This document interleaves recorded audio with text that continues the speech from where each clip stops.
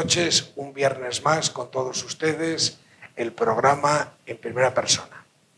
Vamos a hablar, tenemos la suerte de tener con todos nosotros a uno de estos asturianos, muchas veces no tan conocido, pero fundamentales en el devenir de la región.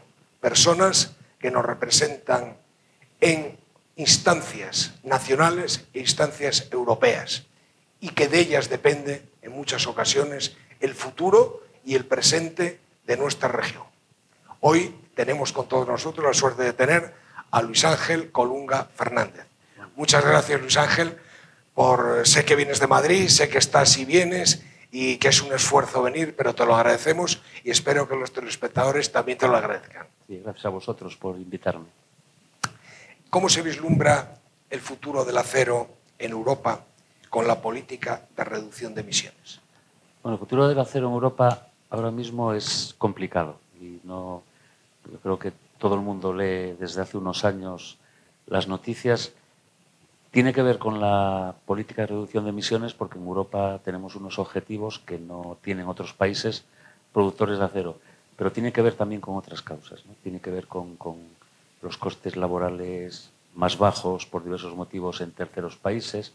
Sí, tiene que ver también con subvenciones de los estados, por ejemplo, hablo de China, de Vietnam, de países del norte de África que tienen producción de acero no con los estándares sociales o económicos o fiscales que tienen en Europa. Entonces, es un futuro complicado, esa es la palabra.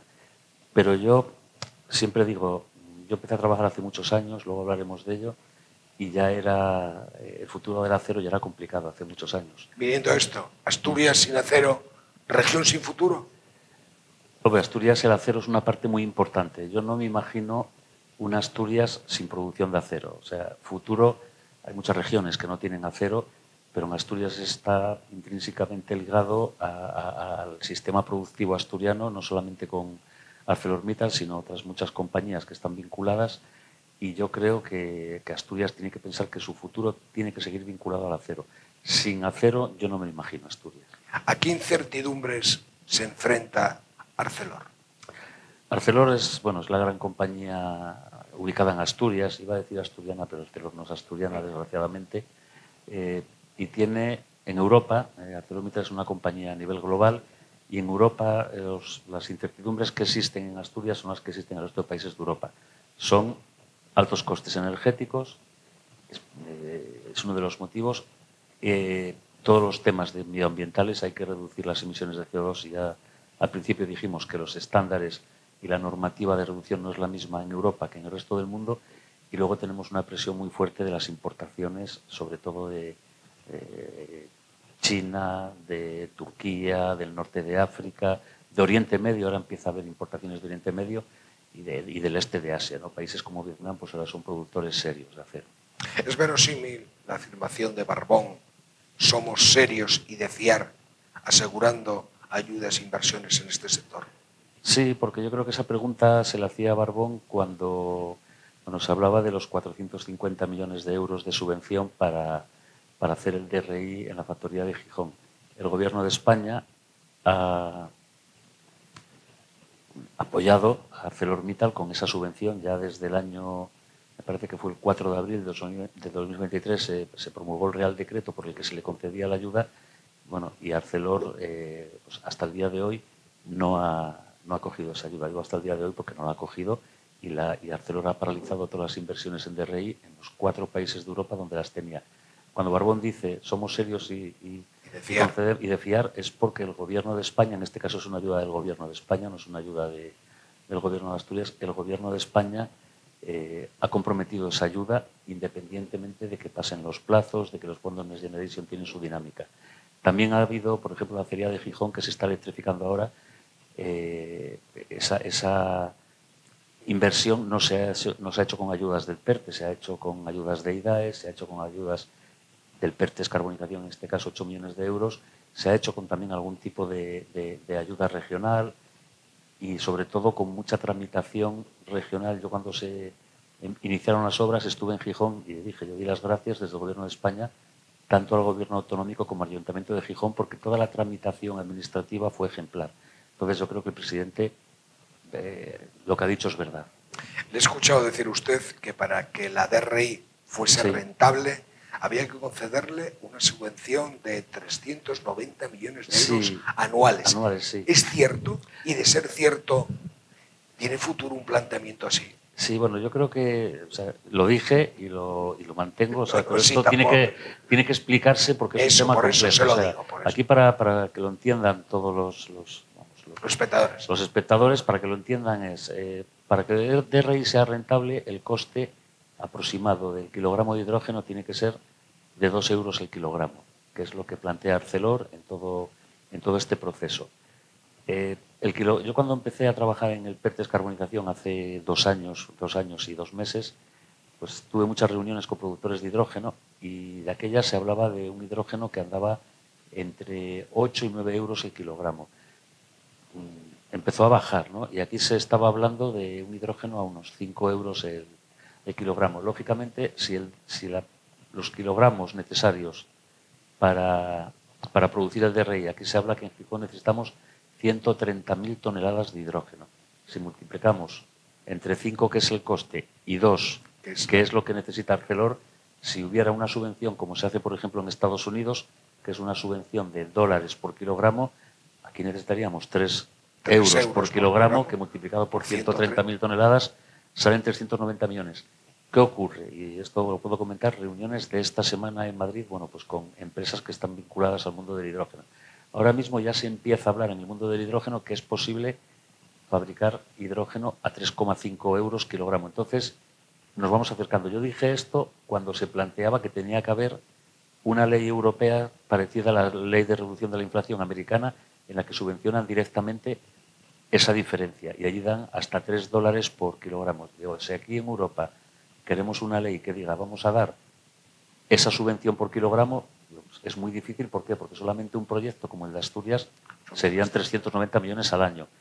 Claro, Europa no es solamente Asturias, o sea, muchas acerías, incluso en España, necesitan hidrógeno otros sectores siderúrgicos.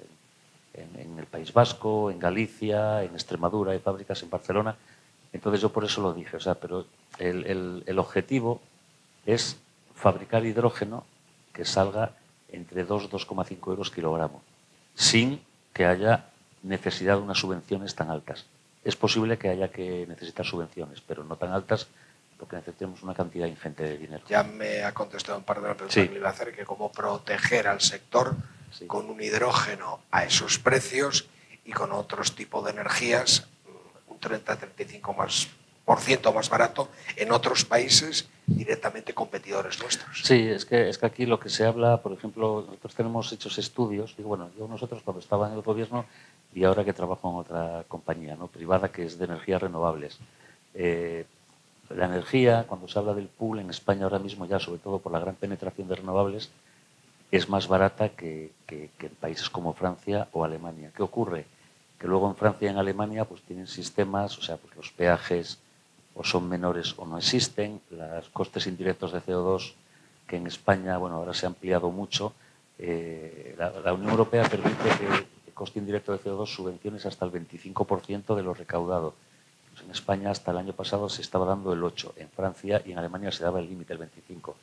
Aquí nosotros hay medidas que se pueden tomar que hagan que la energía sea competitiva con respecto a la alemana y a la francesa. Entonces, también hay que reconocer, ahora el plan del acero se ha promulgado hace 15 días, el miércoles hizo 2 semanas, y habla del sobrecoste de la energía a nivel global en Europa. O sea, no es un problema de España. En unos países es más alto y en otros más bajo. Por ejemplo, en Italia es mucho más caro que en España, en el Reino Unido, en Bélgica, en Francia tienen energía nuclear, es más barato. Pero aquí un poco el mensaje es: tenemos que lograr que haya una energía más barata y España tiene mecanismos para lograrlo, y con una energía más barata y con fuentes renovables podemos hacerlo para que sea competitivo. Claro, porque estábamos diciendo que Asturias sin carbón, sin centrales térmicas, sin energías propias capaces de producción masiva, ¿hacia dónde nos podíamos dirigir? Sí, hombre, Asturias es un cambio de modelo radical. O sea, yo me acuerdo cuando se hablaba de la reconversión de la minería y luego cuando llevaron el cierre de las centrales térmicas de carbón hace aproximadamente, yo creo que fue en la Navidad del año, no sé si fue el 20 o el 21, yo creo que en Asturias no se fue muy consciente de lo que iba a significar el cierre de las minas de carbón y luego ya con la descarbonización, no de carbón, sino de CO2, el cierre de las centrales térmicas, ¿no? El cierre de las minas de carbón ha supuesto pues, una crisis profundísima en la que todavía estamos inmersos en Asturias y especialmente en las cuencas mineras. Pero cuando se refiere ahora a la descarbonización en la energía, cierre de centrales térmicas, Asturias ha pasado, y todos los días la prensa habla de ello, una región que exportaba energía o que consumía toda su energía, una región en la que dice, bueno, aquí las fuentes de energía renovable, viento, hay, pero Asturias, por su orografía, tiene muchas limitaciones porque yo personalmente, por ejemplo, cuando oigo que quieren o que hay propuestas para hacer parques eólicos en Somiedo, me parece una barbaridad. O sea, una barbaridad desde el punto de vista paisajístico. Yo quiero que Asturias sea el paraíso natural, ¿no? que pregonamos. Aquí energía fotovoltaica, tristemente hay poco. Bueno, hay proyectos que, por ejemplo, Asturiana de Zinc, que quiere hacer, pero no es la energía que puede haber en Castilla-La Mancha o en Castilla-León, ¿no? Entonces, ¿qué ocurre? Que nosotros tenemos que traer energía de fuera. Esa es un poco la discusión, de decir, bueno, la energía, igual que Asturias en su momento tuvo energía porque tenía carbón, pues ahora no vamos a disponer de fuentes de energía, pero la energía se produce en otros sitios y la energía se transporta por redes, ¿no? O sea, aquí lo que tenemos que pensar es que el acero está aquí y que tenemos que seguir produciendo acero, comprando energía al exterior y haciendo que sea muy asequible, pues gracias a eso. Habrá que hablar de reducción de peajes, reforzar las redes, todo el transporte, pero está claro que queremos seguir produciendo y no tiene por qué ser exclusivamente la producción donde están las fuentes, ¿no? En este caso, fotovoltaica o eólica. O sea, aquí en Asturias queremos seguir teniendo industria y no tenemos energía, pero este país la tiene, ¿no? Los sindicatos clásicos, UGT, comisiones, ¿qué papel desempeñan o pueden desempeñar en esta recuperación? Bueno, en Asturias, yo estuve hoy en una comida celebración porque se celebraban 32 años, 32 o 33, no me acuerdo, creo que son 33, de la firma de los acuerdos del sector auxiliar, donde se tranquilizó y se lograron unas coberturas para los trabajadores de la industria auxiliar de ArcelorMittal, que en aquel momento era Ensidesa, hace 33 años, ya en una comida, unos acuerdos que firmaron los empresarios y los sindicatos, UGT y comisiones, avalados por el gobierno de Asturias. Entonces, hoy precisamente es un día que, bueno, esto pasa inadvertido, había prensa, pero bueno, se circunscribe seguramente a la prensa en Avilés mañana, de unos acuerdos importantísimos que hoy lo recordábamos, ¿no? Tanto el gobierno como los empresarios. Había empresarios, bueno, pues históricos de Asturias, ¿no? De todas las compañías auxiliares de ArcelorMittal, que decían, fue un modelo porque fue consenso y los sindicatos, yo creo que, y yo siempre participé a través de UGT, ya desde los año 93, me eligieron secretario de la UGT de Ensidesa en Avilés, yo creo que fuimos unos grandes actores en el mantenimiento de la actividad industrial en Asturias, ¿no? En la minería negociaron acuerdos para el sector, pero en el resto de la industria yo creo que Asturias fue, la participación y el consenso sindical fue crucial y ahora tiene que seguir siéndolo, porque además en la industria asturiana sigue habiendo muchísima afiliación sindical y son sindicatos muy responsables. Yo creo que la conflictividad de Asturias es historia y eso demuestra que hay consenso y demuestra que hay muy buena sintonía porque la experiencia y la capacidad de los sindicatos en Asturias está muy demostrada. Voy a poner un giro. Nacido en Avilés, ¿qué recuerdo tienen más presentes de esa infancia? Padres, hermanos, entorno. Bueno, infancia. Sí, yo nací en Avilés, mis padres eran asturianos, mi padre era de Trubia, mi madre de Grao, que fue en Avilés. Avilés es una ciudad... Pues somos moscones casi. Sí. Yo lo que recuerdo de Avilés, de cuando era pequeño, era primero una ciudad que estaba, por lo menos en mi ámbito, muy vinculada a Ensidesa. O sea, yo empecé a trabajar en Ensidesa ya muy joven, a los 15 años, y éramos 19.000 personas en plantilla. Entonces mi infancia era en barrios, que eran todos trabajadores de Ensidesa, barrios en los que había muchísima gente que no eran, o sea, que venían de Castilla y León, de Andalucía, de Extremadura, de Galicia, sobre todo, ¿no? Yo me acuerdo, y siempre lo digo, había un dicho que se decía cuando yo era pequeño, yo nací en el 61, pues en los años 70, que decía, Extremadura son 3, Cáceres, Badajoz y Avilés. O sea, y eso ahora mucha gente no se acuerda, ¿no? Mi mujer, me casé hace ya 38 años va a ser, sus padres son de Salamanca, vino a trabajar el padre a la siderurgia. Entonces el recuerdo es de una ciudad muy variada, en la que tenías un vecino pues que lo oías hablar andaluz. Yo me acuerdo que vivía en el barrio de la Luz hasta los 9 o 10 años, y la vecina de Puerta era gallega, el vecino de abajo era de Córdoba. O sea, era una cosa que no era habitual en otros sitios, ¿no? Y todo muy vinculado a la siderurgia. Entonces el equipo de fútbol yo era del Ensidesa, en la escuela pues era, el barrio era de Ensidesa, era una ciudad, y sobre todo lo que recuerdas es una ciudad muy viva, muy joven, con muchísima gente, bueno, sobre todo en contraste con lo que hay ahora, ¿no? Pero Avilés es una ciudad, yo creo que era, bueno, pues somos del baby boom, ¿no? Yo tengo un recuerdo cuando yo me tallaron, de aquellas hacía el servicio militar. Se hacía. Sí, pues se cerraba, la plaza del ayuntamiento no era como era peatonal, se cerraba y éramos cuando yo me tallé, pues los nacidos en el 61 éramos unos 1.200, ¿no? O sea, imaginar chicos, ¿eh? Habría otro tanto de chicas, y dices, bueno, pues una ciudad en la que nacían al año 2.500 personas, ¿no? Mirar ahora lo que está pasando en Asturias. Entonces era una ciudad muy viva, muy cosmopolita, con mucha variedad y desde luego, pues eso, y muy vinculada a la industria, y en mi caso en Sidesa. Digo en mi caso porque luego me acuerdo que al hacer el bachiller, de repente vino un grupo de trabajadores que hacíamos el bachiller nocturno, que eran de Cristalería Española, y era como otro mundo. O sea, estaba separado, Cristalería está tirando hacia el oeste, y los barrios de Ensidesa eran todos pues el sur y el este, ¿no? Entonces, hombre, eran mucho más, porque Ensidesa tenía eso, 19.000 trabajadores, pero una ciudad muy viva, muy alegre, con gente de todos los sitios. Y qué convivencia tan bonita. Sí, o sea, decir, qué integración en la trama urbana, sin ningún tipo de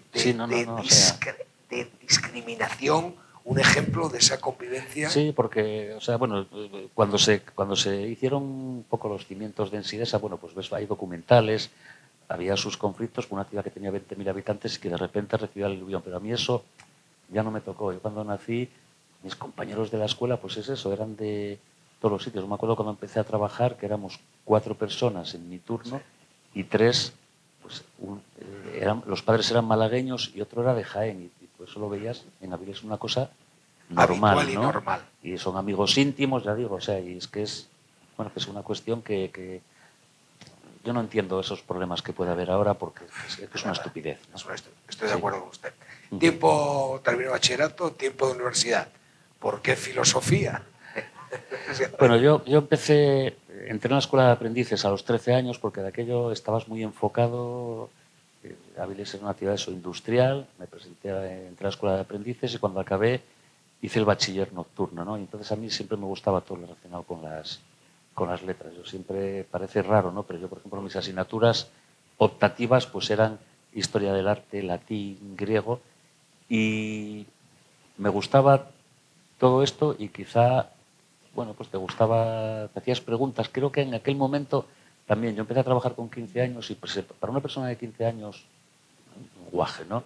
Entrar en una siderurgia de los años 70, que no son las que son ahora, que ahora son muy limpias, muy tecnificadas, pero aquello... Autopistas. Exacto, ahora yo me acuerdo la zona donde yo trabajaba cuando entré, y aquello parecía estas películas de Mad Max, ¿no? O sea, todo... Y entonces parece que dices, bueno, pues a mí me gustaba estudiar y me gustaban otras cosas. Y luego aquí en Oviedo era cuando estaba Gustavo Bueno, que era una universidad muy conocida, con un nivel altísimo, y fue lo que me decantó, ¿no? Entonces, una cosa rara, porque trabajabas o por la noche o por la tarde en una siderurgia, y el resto de tu vida pues estudiando filosofía pura, ¿no? Que no tenía mucho que ver, pues eso, Aristóteles con la industria, pero... Que es divertido y curioso verlo usted en este mundo tan industrial y en el mundo de la filosofía, y precisamente ha nombrado una de las personas, una escuela de filosofía, otra persona de las que no está suficientemente reconocida en esta autonomía, y que es y mantiene un nivel, tiene una cadena de YouTube, el hijo. Sí, yo soy muy... Yo voy de vez en cuando yo soy muy seguidor, además, esto de YouTube, yo veo muchísimo todas las... Además es que es una sensación especial, porque claro, yo fui alumno, a mí me dio Gustavo Bueno 3 años en la universidad, en primero, creo que en cuarto y en quinto, ¿no? Y entonces yo veo en YouTube y sus explicaciones, estás viendo una persona que lo tuviste muchas horas y ves cómo era, ¿no? O sea, con ese caudal de conocimiento. y 1 millón de seguidores, ¿eh? Sí, sí, 1 millón de individuos visualizándose en el mundo entero. Sí, lo que ocurre que, bueno, que la filosofía no es precisamente mediática, eso que él fue mediático en la última etapa, porque todo aquello de Telecinco, pero claro, a mí lo que más me interesa pues es cuando veo todas sus charlas sobre todo lo que estudiábamos, ¿no? Y la verdad es que en su momento en el mundo filosófico estaba valorado, pero creo que sí, que no se aprovechó lo que significó Gustavo Bueno para Asturias. Usted en el Consejo de Administración de Ensiesa del 94 al 97, creo, sí. ¿no? Sí, sí, yo cuando me eligieron en el año 93, no sé si fue octubre o noviembre, secretario de la sección sindical de UGT, que era una sección muy fuerte, teníamos en aquel momento era la sección sindical de Avilés y la de Gijón, bueno, y entonces Ensidesa era una empresa pública, de aquella había una ley que era de participación sindical en los consejos de empresas públicas y tenía 2 representantes, uno de comisiones, uno de UGT, entonces me eligieron miembro del Consejo de Administración 3 años y me tocó toda la etapa y luego ya de la privatización, porque se privatizó en el 97, en el momento en que se privatizó y que entró el grupo Arbez, ya salí del Consejo de Administración. Fue una etapa muy interesante porque, por ejemplo, cuento alguna anécdota, yo me acuerdo que la primera reunión que tuve, creo que fue en abril del 94, eso me acuerdo muy bien, pues se presentaban las cuentas de Ensidesa. No era, ya estaba dividida la compañía, había CSI, planos, bueno, era todo aquel entramado que hubo, que Ensidesa lo que se había quedado era con los activos industriales que iban a cerrar y con los pasivos, con un montón de jubilados que cobraban su parte de un complemento hasta los 65 años de Ensidesa. Entonces, no se me olvida que la primera reunión que fui era la presentación de cuentas y que aquel año, en el año 94, que eran las cuentas del 93, se habían perdido algo así como 145.000 millones de pesetas. O sea, que ahora si lo traspasas a euros, dices, bueno, pues se perdieron 800 millones o 900 de euros, no parece mucho, pero 145.000 millones de pesetas era mucho dinero, ¿no? Y entonces yo entré con mis 32 años, así, en un consejo de administración en el que veías aquello y decías, esto te impresionaba un poco, ¿no? O sea, bueno, y luego fue una etapa muy bonita desde el punto de vista laboral, porque en un consejo de administración pues ya estás discutiendo y viendo cosas muy interesantes, ¿no? Porque usted desde muy joven ya vinculado a la industria laboral, política. Sí, sindicalmente, sí, políticamente fue después, pero de aquello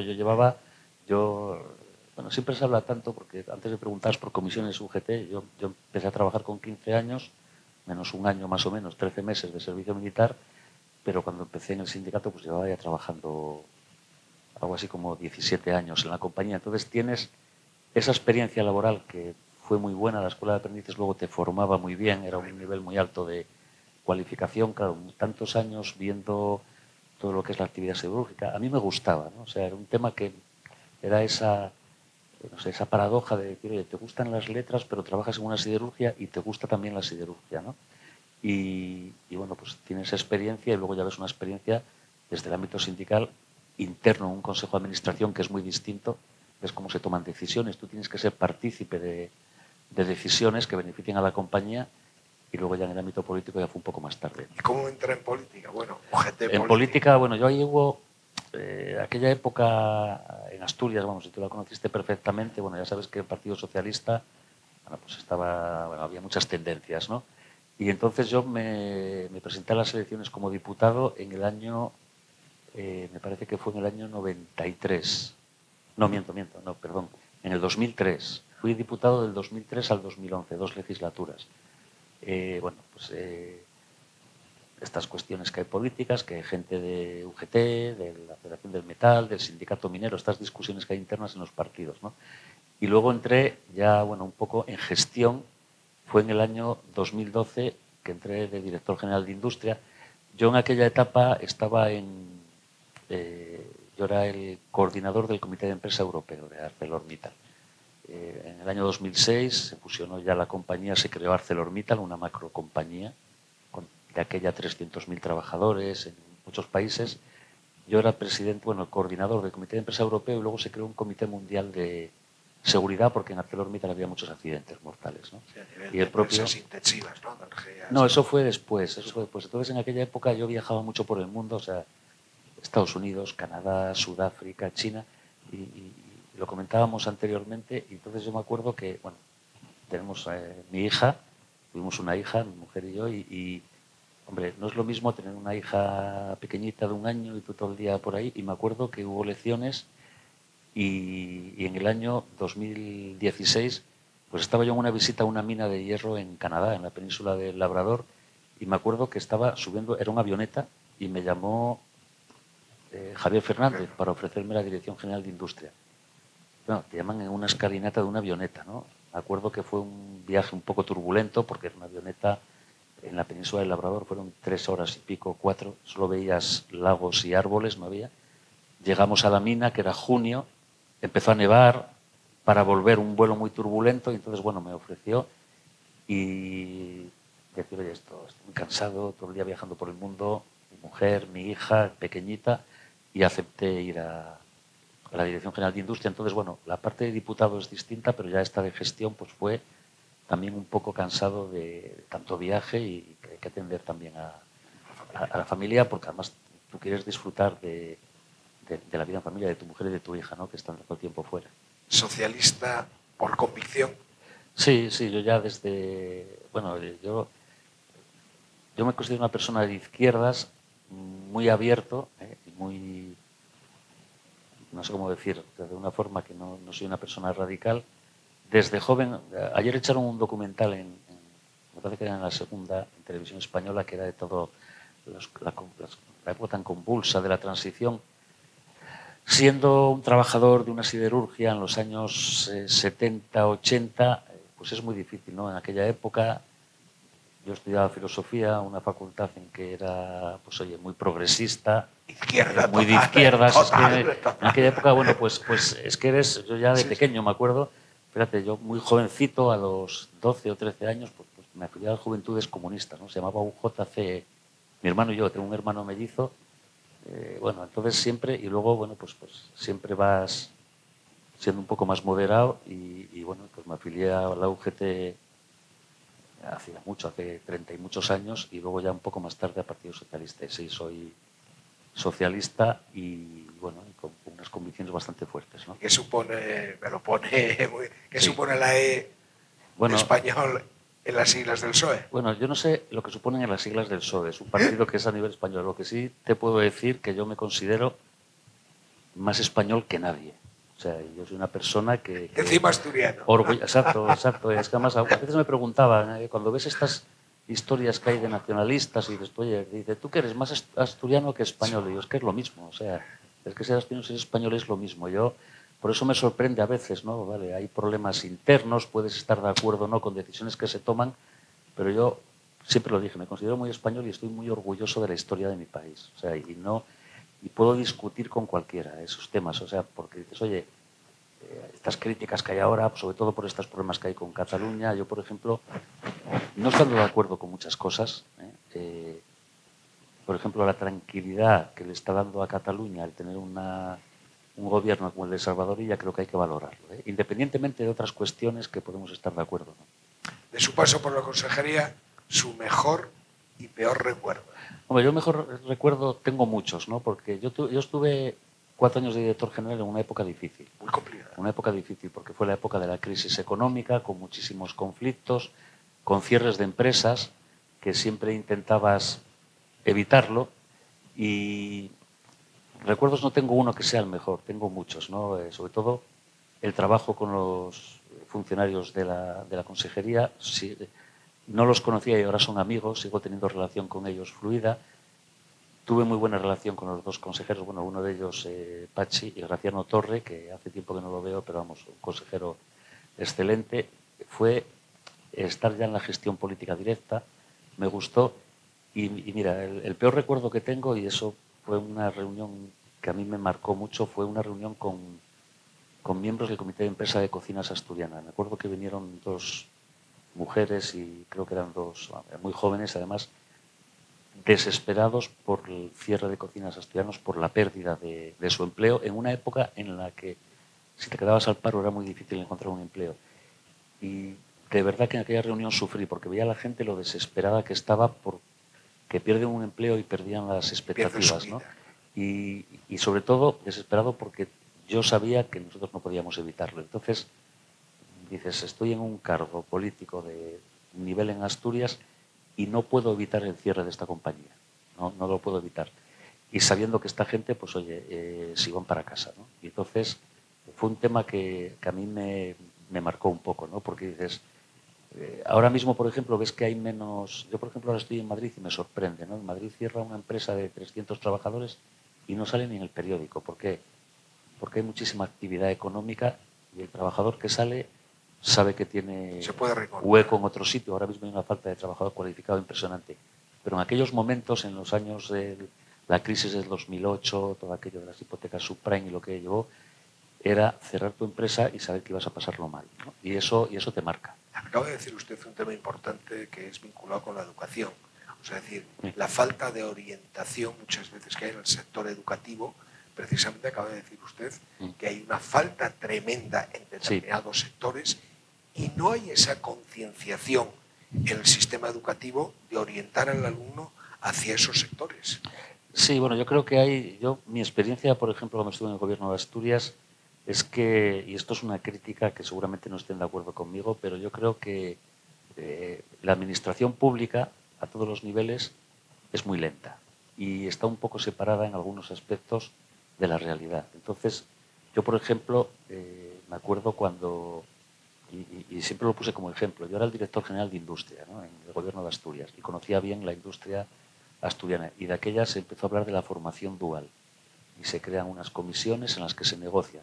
Yo, que era el director general de Industria, no participé en ninguna reunión ni en ninguna comisión. Entonces, la Consejería de Educación y no sé quién más eran los que decidían qué módulos iban a crear de formación dual. Pero bueno, si mi departamento es el que conoce la industria, el que tiene relación con ella. Entonces, no solamente son los culpables, hay más, pero yo creo que también tiene que ver eso. Primero, que son lentos, que no tienen conexión con el mundo empresarial, laboral, con el mundo económico, y luego también que yo creo que eso está cambiando ahora muchísimo, que en España pues la formación profesional siempre fue como, y tú lo dices, ¿no? Tú eres más o menos de mi edad y yo me acuerdo que todavía seguimos con esa idea de que tu hijo tiene que hacer una carrera universitaria, que la FP es para los que no valen para la universidad. Claro, yo viajé mucho, sobre todo por Europa, he conocido en Alemania o en Suecia, que he estado viendo alguna fábrica, que es una formación profesional, o en Bélgica. Yo viví 4 años en Bélgica, mi hija estudió el bachiller en Bélgica, y ves que la formación profesional y el bachiller están equiparados. Hay gente que dice voy hacia aquí o voy hacia este itinerario, y ahora mismo pues yo creo que se está cambiando, ¿no? La gente ve que hace una FP y que tiene trabajo, pero la administración tiene que ser mucho más ágil y conocer mucho más la realidad económica del país. Usted se incorpora en 2016 al Grupo Industrial Europa en Bruselas y miembro del grupo de alto nivel de empresas intensivas de consumo en la Unión Europea. ¿En qué consistía todo eso? Mira, yo estuve... Industrial es el nombre de la Federación Europea de Sindicatos de Industria. Es la que engloba... cuando yo estaba, pues había 198 sindicatos. En el caso de España era Comisiones Obreras, UGT, ELA y USO. Sindicatos de 38 países, no solamente de la Unión Europea. También estaba Turquía, los Balcanes, Noruega, Islandia, bueno, el Reino Unido, que ya no es de la Unión Europea. Ahora entró Ucrania desde hace poco. Y entonces, esto es como un lobby. Tú representas a todos los sindicatos de Europa y estás en todas las negociaciones muy juntos con las patronales. Yo, por ejemplo, Bruselas es increíble. Yo tenía vinculación, cuando estaba en esta organización, con 120 patronales. O sea, la gente no se puede imaginar las patronales que hay, ¿no? Yo, por ejemplo, siempre ponía como ejemplo, en Europa hay 3 patronales de fabricantes de bicicletas, porque tienen problemas. Una italiana, como siempre, van a lo suyo. Entonces, tú trabajabas con las patronales defendiendo los intereses de la industria europea, en mi caso de los trabajadores, ante la Unión Europea. Entonces, este grupo, por ejemplo, de empresas electrointensivas, o sea, en este grupo están todos los gobiernos que tienen empresas electrointensivas, que son todos los países de la Unión Europea, están las empresas representadas por sus patronales y los sindicatos que representaba Industrial, en este caso era yo el secretario general adjunto. ¿Y qué es lo que haces? Pues discutir todas estas cuestiones que se habla, que si los precios de la energía, que si los aranceles a las importaciones de China, son temas muy complejos, pero que son los que al final hacen que la economía europea y que la industria europea funcione, ¿no? Entonces, desde distintos puntos de vista. Cada uno, allí ves los intereses que hay en Europa, ¿no? No es lo mismo el interés que puede tener España que el que tenga Alemania, no es lo mismo el interés de la patronal del acero que la del aluminio, o la patronal, por ejemplo, cuando estamos hablando de los precios de la energía en España, bueno, pues las patronales, las empresas eléctricas quieren vender energía y tener beneficios, pero el interés de una empresa eléctrica no es el mismo que el interés de una empresa consumidora de energía, ¿no? Porque es lógicamente el interés del chigrero no es el mismo que el del cliente. Que el consumidor. O sea, eso está claro, ¿no? Entonces, el equilibrio en Europa, de todo eso. Lo que sí es verdad que yo creo que no se explica bien lo que se hace. Y no se valora. No se valora porque al final, sobre todo, se desconoce y tú lo positivo no lo sueles valorar. Tú cuando haces una cosa bien, yo siempre dije ya, fíjate, yo cuando era muy pequeño decía, y pongo un ejemplo, tú lees un periódico y las esquelas ocupan 3 páginas y no hay 3 páginas en las que pongan los nacimientos. Entonces tú dices, lo positivo parece que no vende tanto como lo negativo. Es que es así, o sea, tú dices, oye, cuando nace alguien no te ponen un cuadrito, ha nacido este niño que pesa tantos kilos y sus padres no, te ponen la esquela, ¿no? O sea, entonces son cuestiones que dices, ya general en la vida, nadie valora lo positivo, es criticar lo negativo. De los 3.610 millones de euros del PERTE que usted disponía en enero del 23, ¿cuántos correspondieron a Asturias y en qué se emplearon? Mira, en Asturias, la cifra exacta ahora mismo ya no me acuerdo lo que gastamos, pero hemos dado en el PERTE subvenciones, hasta que yo estuve, ahora todavía queda alguna por dar, pues Asturiana de Zinc, se ha dado una subvención a ArcelorMittal, no la grande de 450 millones que es la que no ha cogido, se ha dado a Bayer muy recientemente, se ha dado tanto a Renípico como a Central Lechera, aunque parece ser que ha renunciado, bueno, por problemas de plazo. Se ha dado una cantidad de dinero, yo creo que me parece que es la segunda comunidad autónoma que más dinero ha recibido. Por un motivo muy sencillo. Primero, porque ha presentado muchas solicitudes al PERTE y otra, porque en Asturias hay mucha industria que emite CO2. Entonces, no me acuerdo la cantidad ahora. Yo tenía una cifra que no sé si es cierta, ¿no? 700 millones. ¿Cuántos? 700. Bueno, 700 sería incluyendo la cifra de ArcelorMittal, sí, pero esa no la ha cogido, ¿no? Entonces 300. Pero, yo creo que menos de 300, pero casi todas esas industrias, de hecho, no hemos rechazado ninguna solicitud de Asturias.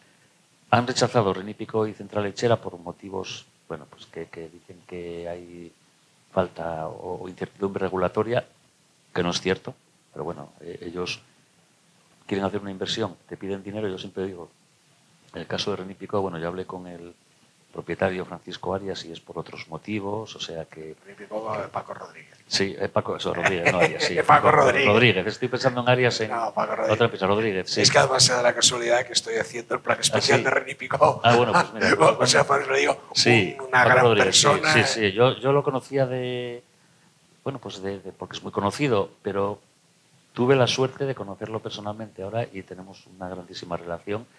He estado en su planta, es un personaje increíble y le hemos dado la ayuda que ha pedido, pero ha renunciado por motivos justificables, ¿no? Pero Asturias, yo por ejemplo, fíjate, tenía muchas discusiones con la Junta de Galicia, la Xunta, porque me decían que como yo era asturiano, que todas las empresas asturianas recibían ayuda. En cambio aquí parece que había una idea de que Asturias no salía muy beneficiada y sí ha salido beneficiada y todavía quedan subvenciones por dar, ¿no? Recientemente se ha planteado en el Parlamento Europeo que el Estado gestione precisamente los fondos de ayudas a las regiones. ¿Qué le parece? Bueno, mi opinión personal, ahora que estoy fuera y puedo decirlo, porque cuando estás dentro del Ministerio de Industria, pues lógicamente tienes que atenerte a las directrices del Ministerio.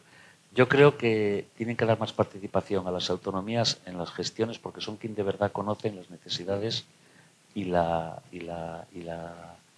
necesidades de cada autonomía y la industria, en este caso, de cada región, ¿no? Porque el Gobierno de España, bueno, los ministros vienen y van, España es un país muy grande, que tiene un entramado empresarial muy grande también y quienes de verdad conocen las necesidades, yo tuve muchísimo contacto con las autonomías.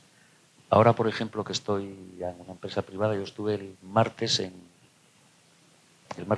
de la semana pasada estuve en Granada con el consejero de Autonomía, o sea, de Industria de Andalucía, ¿no?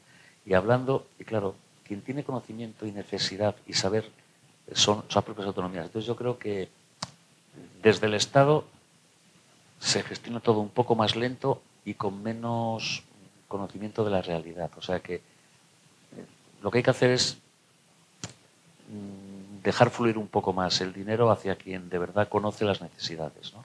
Asturias, supongamos, con industrias limpias y modernas, ¿puede competir con las que no son ubicadas en Asia, Rusia, China, India, Estados Unidos, en este mercado global?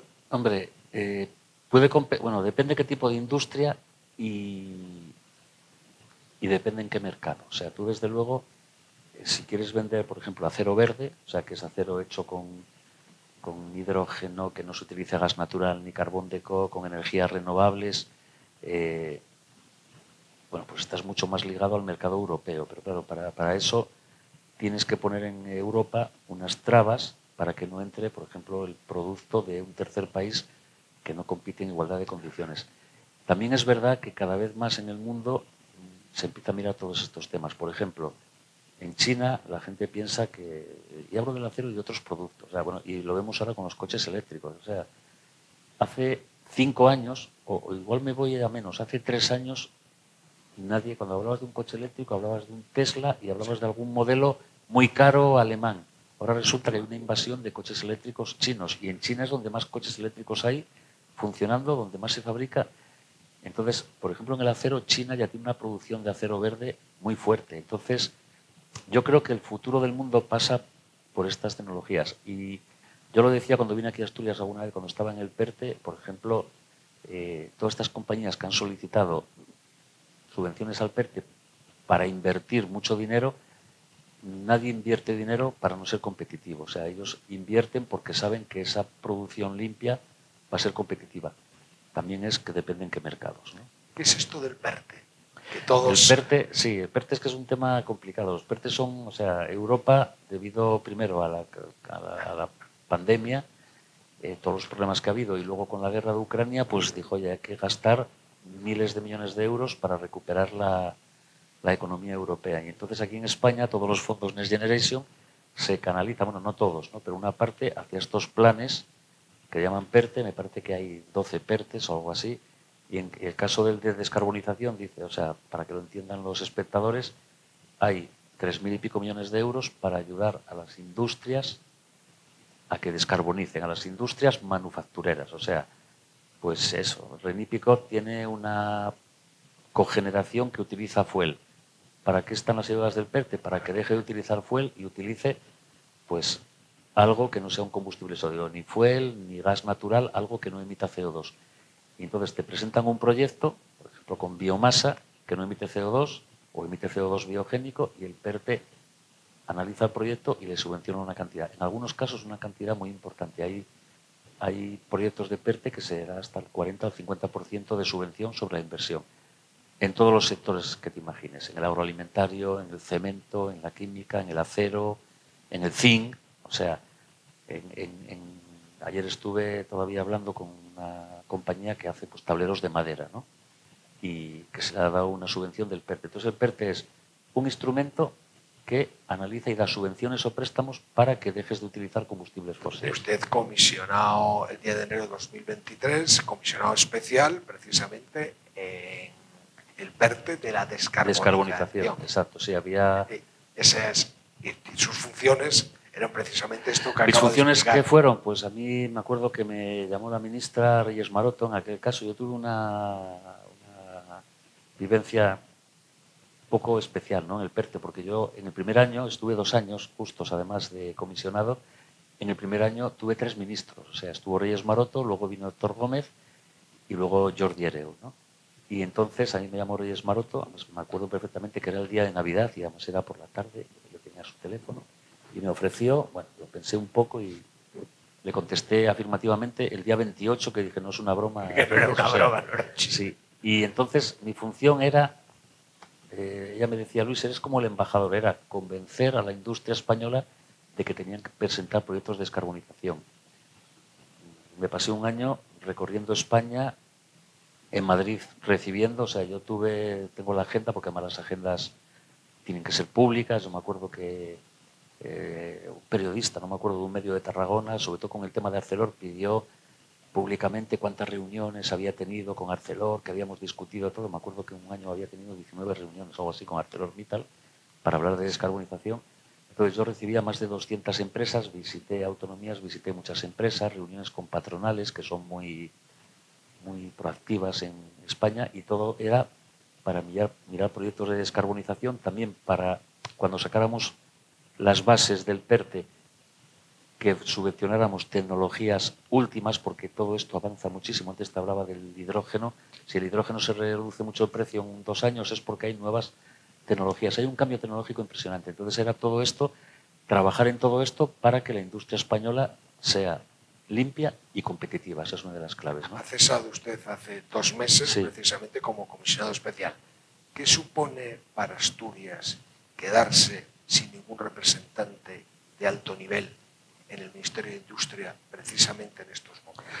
Bueno, hay que reconocer que si estás en un ministerio, en este caso de Industria, ¿no? Porque Asturias tiene ahora mismo a Hugo Morán, que es secretario de Estado de Medio Ambiente, creo que es el cargo político un poco de más, sí, es el más alto, de más nivel que hay.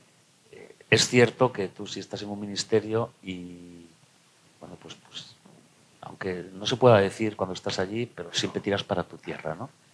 Yo, de hecho, tuve acusaciones cuando estaba, pero yo lo digo, bueno, es que yo, por ejemplo, los fines de semana venía a Avilés y era fin de semana que aprovechabas, y un sábado que si René Picó, que si Arcelor, que si Asturiana, que si Bayer, que si Química del Nalón, o sea, hablabas con todo el mundo, ¿no? Claro, estás aquí, no vas a venir a Asturias de fin de semana y hablar con Siderúrgica Sevillana, ¿no?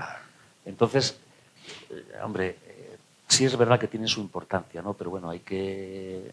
Bueno, pues no hay, y bueno, hay en otros ámbitos, ¿no? ¿Cuáles son los desafíos más importantes a los que se enfrentan actualmente las empresas asturianas? Yo creo que ahora mismo en Asturias, bueno, hay que diferenciar mucho en sectores. Todavía esta semana estábamos viendo la situación excelente del sector naval, que además hay que analizar todo muy profundamente. Yo conocí el sector naval cuando estaba en el gobierno de Asturias, yo el gobierno lo dejé en el año 2016, hace ya 9 años, ¿no? Y de aquella conocí mucho, bueno, los dos grandes empresarios de Asturias, bueno, el grupo Armón, José Ramón y Alperi y Álvaro Platero. O sea, ahí tenemos una suerte. Esto ahora se ve, no, es que el 80% de la fabricación naval o algo así leí ayer en España, lo hacen estos. Eso no es casualidad, ¿eh? O no es que tengan suerte y digan, no, es que han comprado astilleros fuera. Todo eso es un buen hacer de muchos años, de muchos años. Y gente con cabeza. Con cabeza, los empresarios, tienen trabajadores muy cualificados, tienen tecnología, se anticiparon a las necesidades, ¿no? Ahora estamos viendo que hacen barcos eléctricos, o sea, hacen todo tipo. Entonces, Asturias, ¿qué futuro le espera? Hay sectores que lo están haciendo muy bien y hay sectores que tienen más dificultades, por ejemplo, en este caso el siderúrgico, que en mi opinión tiene más que ver con, bueno, pues con la gestión de la compañía, porque estamos en una multinacional, de una familia que no está aquí, pero yo creo que yo por lo menos lo que vi cuando visité todas estas empresas, todas tienen planes de futuro, de inversión, de modernización. O sea, yo soy optimista con respecto al futuro de la empresa asturiana. ¿Cuál es uno de los problemas para mí? Hay que potenciar, o sea, y mantener lo que tenemos, porque ya se encargan ellos de que sean competitivos, pero hay que buscar un poco más de ampliación en otros sectores industriales, ¿no? Hoy hablaba un periódico de que hay, bueno, una posibilidad de una planta china no me acuerdo cómo se llaman ahora, es que tiene un nombre muy especial, lo que hace los paneles fotovoltaicos, no me acuerdo cómo se llama. En Gijón. Sí, en Gijón. Entonces, creo que debemos de seguir. Hay proyectos industriales en Asturias, se habla ayer, bueno, todo lo que tiene que ver con el sector eólico, CIMA tiene un proyecto en el puerto de Gijón. Yo soy optimista con respecto al futuro de Asturias, pero soy optimista porque veo que se está trabajando mucho y que se está anticipando mucho. O sea, no estamos diciendo este refrán de virgencita, virgencita, que me quede como estoy, sino que vamos a ver cuál va a ser la industria del futuro y tenemos que ser esa industria del futuro. Precisamente sostenibilidad ambiental con sostenibilidad económica. Exacto. No, es que aquí la clave es lo que dije antes. O sea, necesitamos una industria limpia, pero competitiva. O sea, de nada vale tener una industria descarbonizada si luego nuestro producto es mucho más caro que el que tienes en el mercado y no puedes vender. Entonces aquí tenemos que conjugar eso, que eso también depende mucho de otros factores y de otros actores, ¿no? Como pueden ser los europeos o cualquier otro. ¿Qué condiciones son necesarias para que un empresario se instale en Asturias y obtenga beneficios? Hombre, yo creo que en Asturias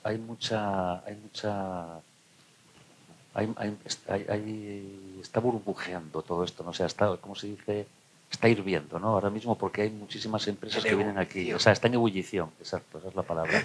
Entonces, ¿qué ocurre aquí en Asturias? Aquí hay mano de obra cualificada. Aquí hay un tema que, por ejemplo, la gente no valora. O sea, bueno, la gente de la calle igual no se da cuenta. Asturias es un lugar muy atractivo para vivir, cada día más. Yo que estoy ahora en Madrid, estoy impresionado, ¿no? O sea, porque, bueno, por todos estos efectos del cambio climático, es verdad, hay gente que es negativa o que negacionista del cambio climático, pero es verdad que en España, en el centro y en el sur, en verano, hace mucho calor y es muy difícil. Entonces, Asturias cada día es más atractiva. Yo, fíjate, voy a contar una anécdota rápida. La fábrica de Volkswagen de baterías se está ya ahora ejecutando el proyecto en Valencia, ¿no? Al lado del puerto de Valencia, en Sagunto. Y yo hace 3 años fue, estuve en Extremadura, estaba Fernández Vara de presidente y no estaba en el ministerio, estaba en la empresa en la que trabajo ahora, ¿no? Y fuimos por un proyecto industrial. Y nos dijo Fernández Vara, mirar, la fábrica de Volkswagen ya teníamos todo hecho para que estuviera en Navalmoral de la Mata. Navalmoral de la Mata tiene allí muchísimo terreno. Y de repente hubo un cambio, esto es verdad, que hubo un cambio de dirección en Volkswagen a nivel mundial y vinieron y el gobierno valenciano se movió, les ofreció Sagunto y claro, los directivos de Volkswagen ven Valencia, colegio alemán, una ciudad de 1 millón de habitantes, lo que es el país valenciano, campos de golf, estas cosas, ¿no? Y me dice a mí Fernández Vara, y claro, llegaron y rompieron el contrato en Navalmoral de la Mata y se fueron para Valencia. Y claro, y yo le dije, oye, mira, con todos mis respetos, pero es que a mí si me dices si vivo en Valencia o en Navalmoral de la Mata, hago igual que ellos. O sea, no me voy a ir a Navalmoral de la Mata. Entonces, esas cosas, por ejemplo, también afectan a Asturias. La gente viene a Asturias y les gusta para vivir. Yo tuve una reunión con unos inversores chinos hace poco, estuvieron por aquí mirando y tal, y claro, ellos decían, oye, voy a traer a 100 personas de nivel técnico chino y quieren un sitio agradable. Claro, si es una persona con un nivel económico alto, porque en China se paga muy bien ya y hay gente con mucho nivel de vida, y dices, tienes que vivir 5 años en España, no es lo mismo vivir en Gijón, vivir en Asturias, vivir en Oviedo, que ir a vivir, pues eso, antes dice, sí, las Urdes o con no sé, respeto, en Puerto Llano, con todo mi respeto. Con todo el respeto. Porque Puerto Llano tiene muchísimos proyectos industriales, pero coño, a mí me gusta más Avilés que Puerto Llano. Sí. Entonces, ir a la playina o sí, poder subir al monte. Sí, entonces Asturias tiene suelo industrial, creo que aquí la Zalia hay que empezar a aprovecharla. Asturias tiene personal cualificado, o sea, siempre preguntan, ¿hay universidad técnica, hay centros de FP? En Asturias podemos ofrecer algo que no pueden ofrecer en muchos sitios, ¿no? Y aparte, que luego es un entorno privilegiado, ahora mejoran las comunicaciones, el tren de alta velocidad ha mejorado mucho y luego ahora mismo Asturias empieza a tener muchos destinos aéreos, ¿no? Que ya no es lo que era hace 3-4 años. Entonces, todas esas cuestiones hacen que aquí tengamos potencial.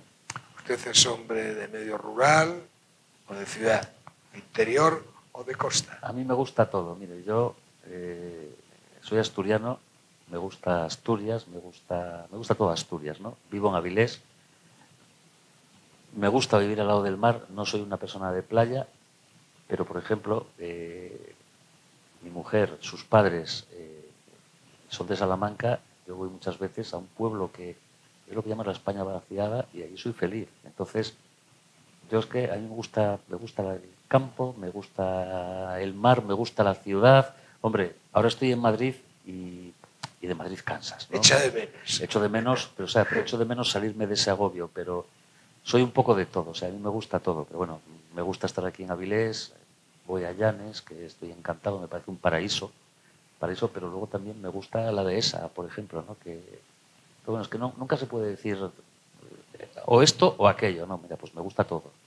En muy poco espacio tenemos concentrado gran diversidad de opciones. Sí, sí, está claro. Elija libros, cine, televisión o espectáculos en directo.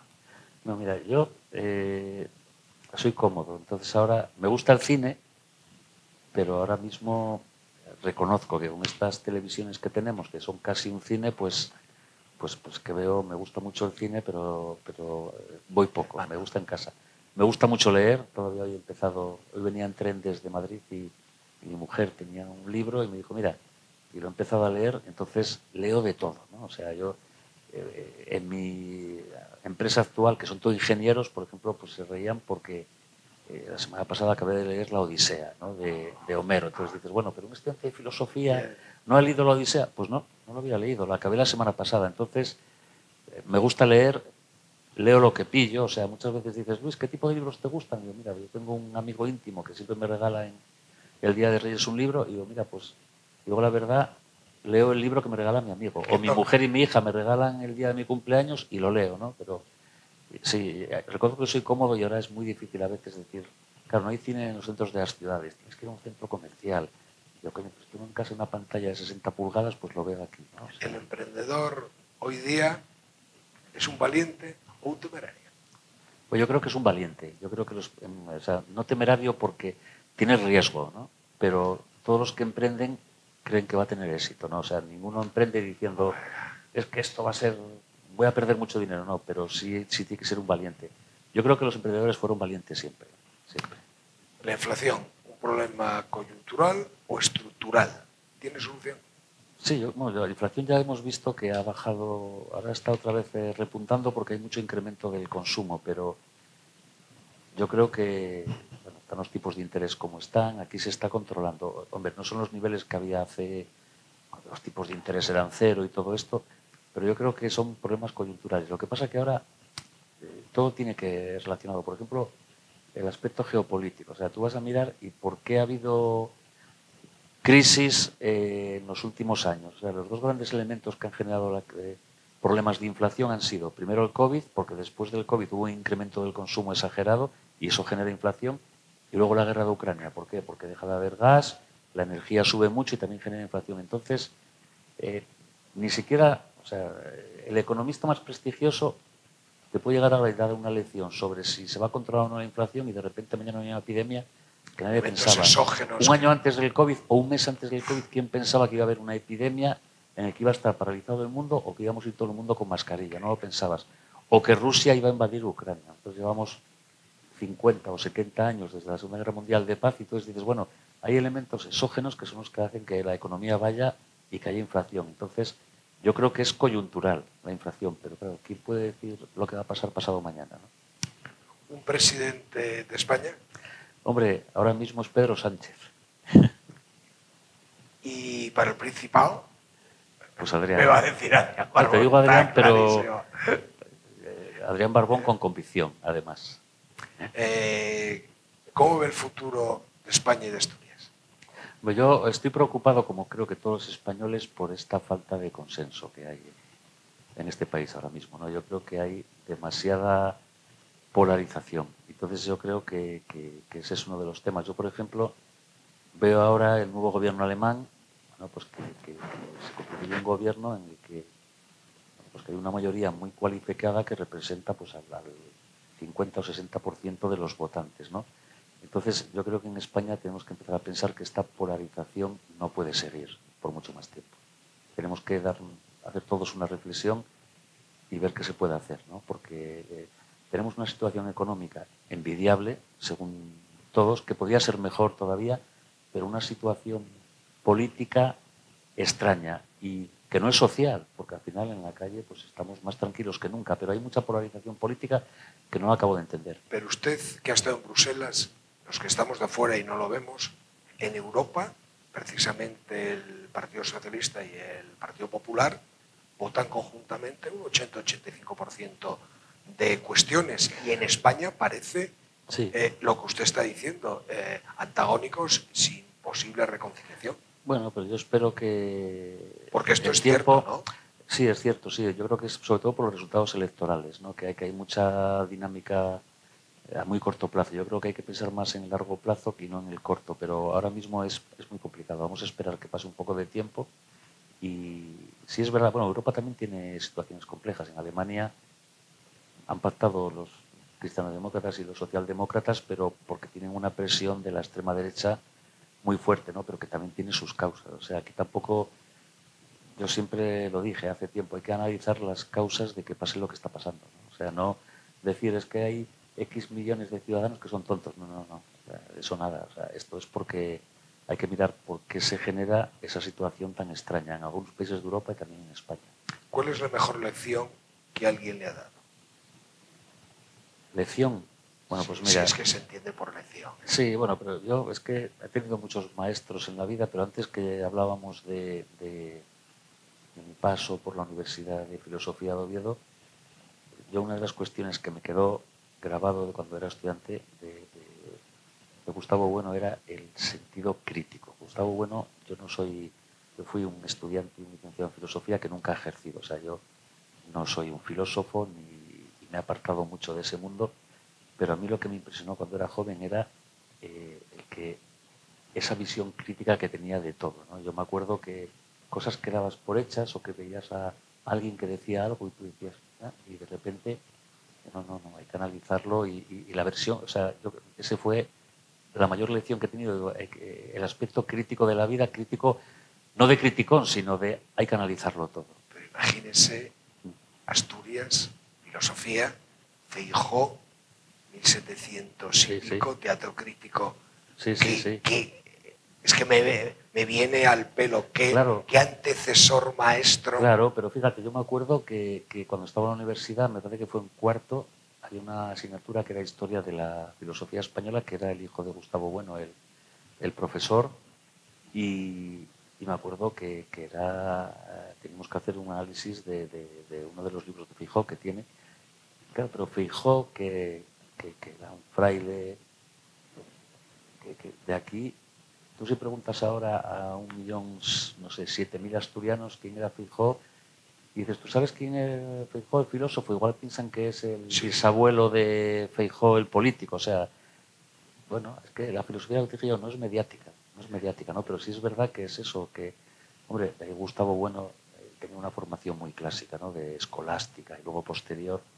Pero bueno, te digo lecciones porque hay lecciones en la vida, te las da tu padre, me las daba compañeros de trabajo, me las daba mi suegro. O sea, te quiero decir que yo soy como una esponja, entonces todo el mundo tiene siempre algo que aprender de todos, pero claro, cuando te dicen, oye, dime una o de una persona, pues es el sentido crítico de que no hay que aceptar nada como una verdad universal y que hay que analizarlo todo. Teatro crítico universal. Sí.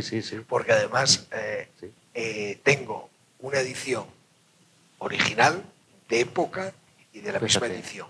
La totalidad completa. Claro, pues, ¿tú sabes qué problema había cuando, claro, no había internet? Yo empecé a estudiar en el año 80 y te estoy hablando del año 84. Había que hacer un análisis o un trabajo sobre el libro de Feijóo y claro, ibas a la escuela, a la biblioteca de la Universidad de Oviedo, que estaba en Valdesalas de aquella, y claro, y había un libro de Feijóo y alumnos éramos 14 o 15, no éramos 100. Claro, tú tienes uno, pues mira, si te hubiera conocido te lo hubiera pedido, porque había que hacer cola. Oye, esta semana el libro tiene no sé quién, ahora...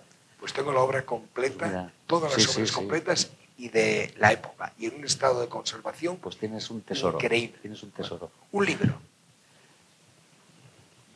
Bueno, me gusta mucho, mira, un libro... No sé qué decirte, me gustan... He leído de todo, libros que de verdad... Fíjate, voy a decirte un libro que seguramente no conoce nadie. Lo leí cuando tenía, yo creo que 15, 16 años. Se llama Summerhill. Summerhill es un libro de pedagogía de un autor que se llama A.S. Neill y es un libro de una persona que tiene un tipo de educación especial, dejando mucha libertad a los niños. Y no sé por qué de aquella época me impresionó. Quizá era porque yo lo leí después de acabar la EGB o estaba en el bachiller y claro, venías de una escuela que era totalmente distinta, ¿no? Muy rígida. Antes hablamos, cuando estábamos hablando un poco entre nosotros, ¿no? De lo que era la escuela en los años 70 y de repente ves un tipo de educación y aquel libro me marcó porque claro, yo he leído luego cientos de libros y dices, oye, un libro... Es muchísimos, momento, ¿no? Además, pero fue el momento, o sea, que yo creo que tenía 15, 16 años y era, claro, fue una época en la que te abres a la vida con esa edad, que yo ya estaba trabajando y de repente ves, bueno, pues que el futuro no era tan negro, que la educación era otra cuestión. A mí también me gustaba mucho la pedagogía, pero de decir un libro que te influyó mucho. Y luego si me dijeras, ¿libros que te gustan? Mira, no te digo uno porque es que me gustan cientos de libros. Como si me dices un disco. No, es que hay muchísimos. Complicado. ¿Un lugar? Pues un lugar, ya te dije, me gusta Asturias, me gusta Salamanca, o sea, que cualquier sitio de eso, pero no tengo un lugar especial. ¿Qué le gustaría que se hiciese realidad en un futuro? Bueno, pues mira, yo ahora mismo, siempre decimos, ¿no? O sea, tener salud, que tu familia, tu mujer, tu hija, todo tu entorno también la tenga, pero yo ahora mismo, en un futuro cercano, creo que lo que hablábamos antes, ¿no? Que se tranquilice un poco esta división que empieza a haber en este país, ¿no? ¿Sus próximos proyectos? Bueno, pues estoy trabajando en una empresa de energía renovable y son todos proyectos ligados a esta empresa, ¿no? También ahora, tengo que decir la verdad, pues tengo una hija que tiene 22 años, que acaba este año de estudiar y casi estás más pendiente de sus proyectos que de los tuyos. Ahora mismo le pasa a mi mujer, ¿no? O sea, yo veo a mi mujer que me dice, a mí ahora mañana va a comprar ropa y resulta que solo mira ropa para su hija. Entonces yo le digo, pues a mí me pasa lo mismo. O sea, estamos los dos que dices, oye, tus próximos proyectos, Luis, ahora te interesa más los proyectos de tu hija que los tuyos. Yo los míos, pues oye, eso, tener salud. ¿Y qué le gustaría hacer que no haya hecho? Pues muchísimas cosas, muchísimas cosas. Yo, por ejemplo, fíjate, tengo una afición que tuve cuando era muy joven, que era la fotografía, y yo empecé a trabajar muy joven y claro, trabajaba a turnos y estudiaba el bachiller en la universidad y tuve que dejarlo. Y hace, o sea, yo sí, por ejemplo, revelaba fotografía en blanco y negro. Bueno, aquello era un placer, ¿no? Era, y tal, bueno, pues ahora, que en los últimos 40 años, pues he tenido un regalo, regaló mi mujer una vez en Reyes, un equipo para revelar, lo hice una vez, pero claro, en un piso no puedes revelar, necesitas un cuarto oscuro. El cuarto oscuro. Y a veces, o sea, y el olor que huele. Exacto. Y entonces necesitas, o sea, y dices tú, Luis, ¿qué quisieras hacer? Pues volver a tener tiempo para tener hobbies, ¿no? Que hasta ahora poder leer con más tranquilidad, no andar todo el día. Pero bueno, la vida es así. Ha sido un placer tenerle. Yo he disfrutado, he pasado un rato entretenido. Creo que los telespectadores lo hayan pasado exactamente igual y la hayan conocido un poco más y sobre todo hayan conocido esa labor oscura, no tan divulgada y que es importante que sepamos lo que personas como usted hacen en momentos como este o que han hecho en otros momentos que hacen el caminar a esta Asturias nuestra. Muchas gracias. Muchas gracias a ti. Y a todos ustedes, emplazarles un viernes más en su programa En Primera Persona. Muy buenas noches.